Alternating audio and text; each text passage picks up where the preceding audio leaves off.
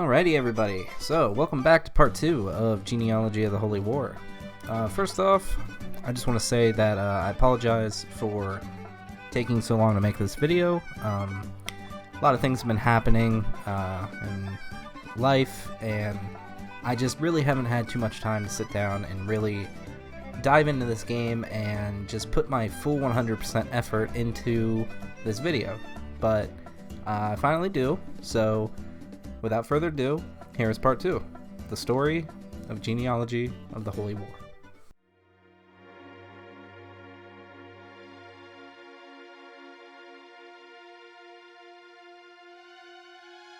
Taking place on the continent of Jugdral, the world is divided by 8 countries: the kingdoms of Granvelle, Verdane, Thracia, Agustria, Celeste, Isaac, the Republic of Miletos, and the Munster district. Jugdral is set within the same world as Archenea, the continent in which Marth's journey takes place, but the events of Genealogy occur centuries before the War of Shadows and the War of Heroes. During this time, dragons are still unsure on how to deal with humanity. In year Gran 440, Loptis, who is the dragon of Earth, formed a pact with a priest named Gale, in order to become his vessel and bring ruin to humanity. Naga had discovered these plans. Although we aren't sure exactly when, we know it was by year 632. In response to Gale's efforts, Naga sent forth 12 crusaders to do battle with Loptis and Gale. This event became known as the Holy War. After this conflict had ended, and the 12 stood victorious, they went on to establish the modern-day kingdoms of Jugdral. The 12 crusaders were Baldur, Ullur, Thrud, Fjalar, Bragi, Heim, Nioran, Hoar, Sed, and Odd. Our tale begins in year 757 Gran, when the kingdom of Granvelle invades the kingdom of Isaac. In response to the dukedom of Isaac, Rabaut invading the kingdom of Dana, Lord Byron of Chalfie and father of Sigurd set out in order to stop the conflict and restore the peace. However, the Prince Munir of Verdance took this chance to take the kingdom of Granvelle, while Lord Byron was dealing with the conflict involving Rabaut. Verdane was able to take Ingvi Castle, which is on the border of Granvelle and Verdane. At Ingvi was Edain, a childhood friend of Sigurd. With only a few knights guarding her, Munir was able to seize the castle with ease, as well as take Edain hostage, with the intention of forcing a marriage between Edain and himself. When Sigurd got word of what took place at Ingvi, he gathered the remaining Chalfie knights, and traveled back to Verdane to take Edain back from Munir.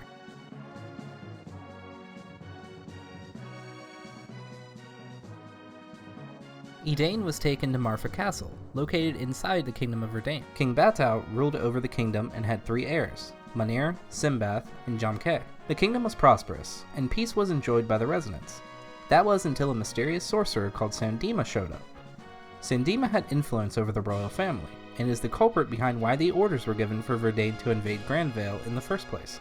The nation grew more aggressive and heinous with each passing day. Prince Munir and Prince Simbath had been completely brainwashed and would follow whatever Sandima said. Prince Jamke was the only one whose Sandima's influence didn't affect. Jamke released Edain and sought the help of a young thief named Du, in order to protect Edain until she reached safety. Munir soon realized that Edain was missing, and sent the army of Marfa Castle to take her back from Du. Meanwhile, at Genoa Castle, Simbath felt threatened by Sigurd's army, so he decided to engage in battle with Sigurd's forces. Sigurd's main army would engage with the army at Genoa, while a division of Sigurd's army crushed the army of Marfa. Sigurd was victorious, and now the kingdom of Verdane only had 2 princes, with the death of Simbath. Sigurd traveled further south into enemy territory to Marfa Castle, where Edain was being held. Sigurd quickly took the castle, killing Munir and rescuing Edain, due to enemy numbers being almost completely diminished from the previous 2 battles. As Sigurd is walking his way through Marfa, he encounters a woman named Deirdre, who is being harassed by thugs at the time. Deirdre knew of Sigurd's name, but fled all too fast before Sigurd could learn hers. It was love at first sight for Sigurd. Just as she was fleeing, an elderly man intervened to tell Sigurd just who she was. Deirdre was a maiden of the Spirit Forest, and was actually banned from associating with outsiders in any way.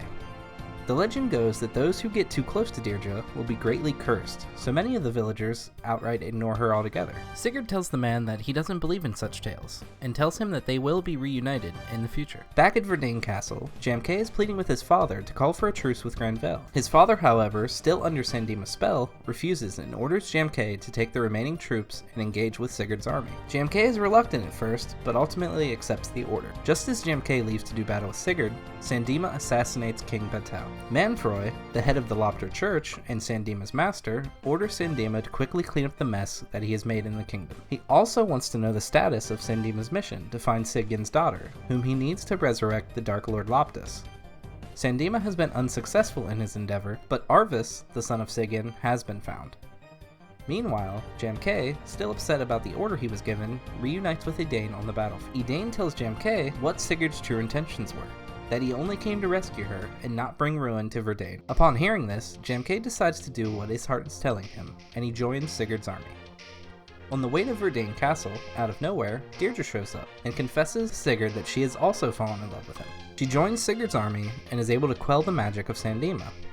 As Sigurd and his company seize control over Verdain Castle, they find a fatally wounded King Betal, who tells them that the darkness spreading across Jodral is the work of the Lopter Church, who are working to resurrect the Dark Lord Loptus. Sigurd decides it's best to take his army and make their way back to Evan's castle.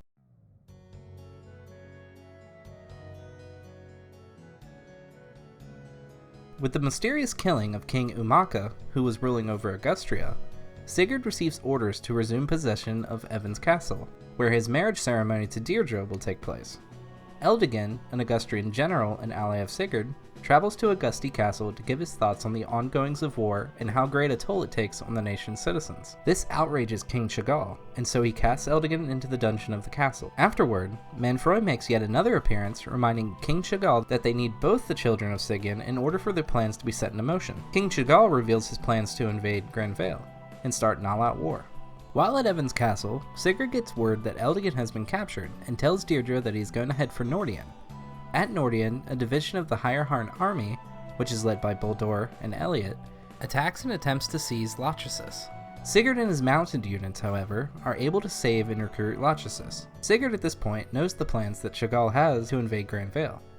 Sigurd makes pretty quick work of the rest of the Higher Harn army and makes his way to Anthony, and quickly conquers that as well. At Augusti, a dark mage makes the announcement that Prince Kurth has been assassinated. Sigurd takes Macaulay Castle in response to Clement the leader becoming wary of Sigurd and his army, and suspects that Sigurd intends to conquer the world.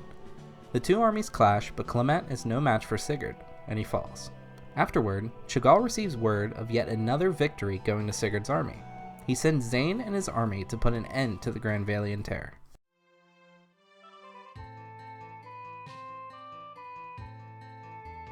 Six months has passed since the last chapter, and Sigurd's son Seliph has been born at Agustria Castle. All the while, Sigurd is still enjoying one victory after another. He seizes Mandino. It is here that Sigurd learns of the death of Prince Kurth, with Lord Byron being the primary suspect, as he has not yet been seen since Kurth's death. Sigurd becomes concerned for his father, but is told that since he is a descendant of Bragi, the Crusader, if he prays at the tower, all will be revealed. Deirdre learns of Sigurd's victory at Mandino, and sets off to meet him, leaving behind Seliph, but on her journey, she is stopped by Manfroy, who has learned her true identity of being Sigyn's daughter. He wipes her mind and kidnaps her. Eldigan is forced to betray Sigurd by King Chagall, and leads his army to engage with Sigurd's. Lachesis, however, pleads with Eldigan, telling him that his actions are not those befitting of a knight. Eldigan withdraws back to Silvale, where he is publicly executed for treason. Chagall hires the Thracian mercenary army in order to take out Sigurd once and for all. But Sigurd, being Sigurd, takes care of them with ease yet again, taking Silvale and killing King Chagall. Sadly, there's no time to celebrate, however, as Sigurd hears of Deirdre's fate. Sigurd continues his conquest, taking Orcahill next before returning to Agustria Castle. There, Sigurd is deemed a traitor by Granvale, blamed for the murder of Prince Kurth. Duke Lombard and Duke Reptor conspired together to pin the blame onto Sigurd and his father.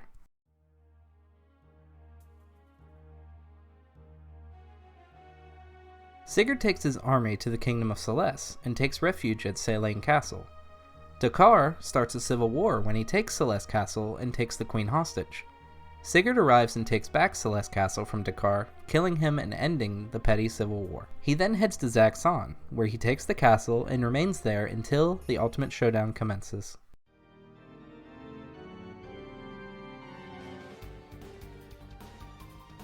Feeling uneasy about sitting around twiddling his thumbs inside Zaxxon, Sigurd decides it's time to resolve everything and put this whole bloody conflict at rest. He first sets his sights on Lombard and the remaining dukes. Byron appears and gives Sigurd the holy weapon Tyrfing, a legendary weapon of Baldur, one of the 12 Crusaders. Sigurd engages with Lombard and is victorious. and then he seizes Lubeck Castle.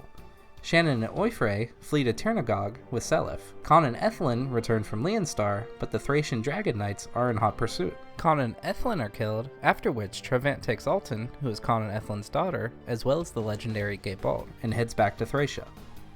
Sigurd slays the remaining Thracian army and takes Fenora. Sigurd hears the news of Con and Ethelyn. Enraged, Sigurd makes his way back across the Aid Desert. Reptor's army is ready to meet Sigurd's assault, until the Velthamor army betrays Reptor and a battle ensues. Sigurd slays Reptor and the battle is won.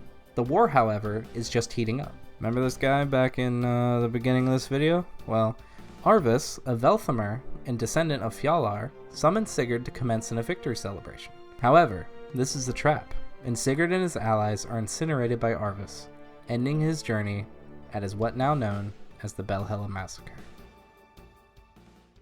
Well, that was a mouthful, but we aren't done yet. As one hero dies, another comes to take his place. The remainder of the game follows the journey of Sigurd's son Seliph in his quest for vengeance, and I will tell you all about that in part 3. I hope everyone enjoyed, and I hope you all have a great day.